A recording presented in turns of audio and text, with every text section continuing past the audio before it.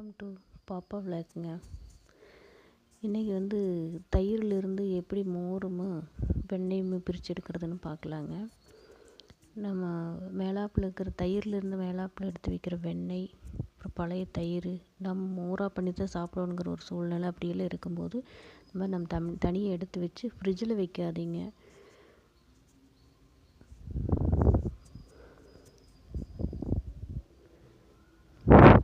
நல்லா இந்த மாதிரி ஒரு குண்டாவில் தண்ணி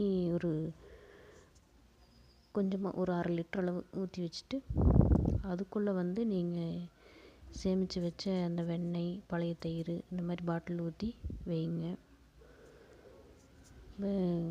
கிட்டத்தட்ட 3-4 மணி நேரம் இப்படி வச்சிட்டிங்கன்னா அது கூலிங் அதுவாக கிடச்சிரும். அந்த தண்ணியிலேயே நம்மளுக்கு அந்த கூலிங் கிடச்சிருங்க. அதுக்கப்புறம் மூடி ஓப்பன் பண்ணி தண்ணி ஊற்றிக்கலாங்க.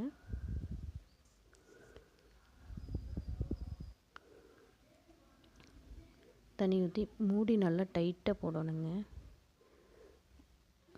அப்போ தான் நம்ம வந்து அலாசும் போது அந்த மோர் வெளியில் வராமல் இருக்கு.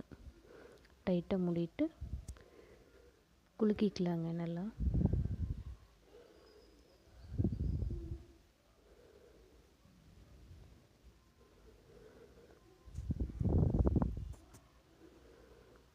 இன்னும் கொஞ்சம் தண்ணி விட்டுக்கலாங்க. இது நீங்கள் நம்பவெல்லாம் குலுக்க வேண்டியதில்லை, ரொம்ப ஈஸியான மெத்தடு. முடி நல்லா டைட்டாக போட்டு மறுபடியும் அலசிக்கலாங்க பாட்டிலில்.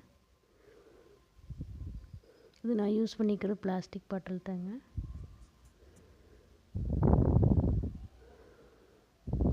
பார்த்தாலே தெரியும் உங்களுக்கு, மோர் தனியாக வெண்ணெய் தனியாக திரண்டு வந்துடுச்சு. இந்த ஸ்டேஜில் நம்ம வெண்ணெய் தனியாக பிரித்து எடுத்துடலாங்க.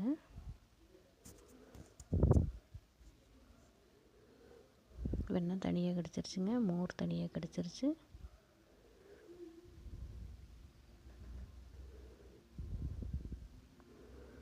இந்த வெண்ணெயை நம்ம நெய்யாக உரிக்கலாங்க.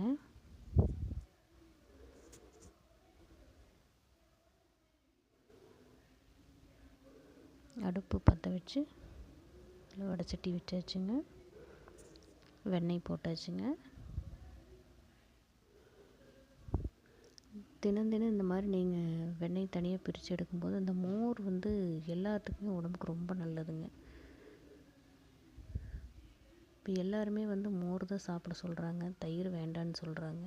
அப்படி இருக்கும்போது இந்த மாதிரி நீங்கள் தண்ணிக்குள்ளே வச்சு நீங்கள் அதை அலாசி எடுத்துக்கிறப்ப வந்து அது வந்து உடம்புக்கு எந்த விதமான கெடுதலும் இல்லை. ஃப்ரிட்ஜில் வச்சிங்கன்னா அது கூலிங்காக இருக்குது, குழந்தைகளுக்கு சளி பிடிக்கி, பெரியவங்களுக்குமே சளி பிடிக்கி. அந்த பயம் இல்லாமல் நீங்கள் நீட்டாக அது நெய்யும் உங்களுக்கு கிடச்சிருச்சு, மோரும் தனியாக பிரித்து எடுத்தாச்சு. ரொம்ப சூப்பரான மெத்தடுங்க. கண்டிப்பாக ட்ரை பண்ணி பாருங்கள். என்னோடய சேனலை சப்ஸ்கிரைப் பண்ணுங்கள். எனக்கு ஒரு நல்ல ஆதரவு கொடுங்க. தேங்க்யூ.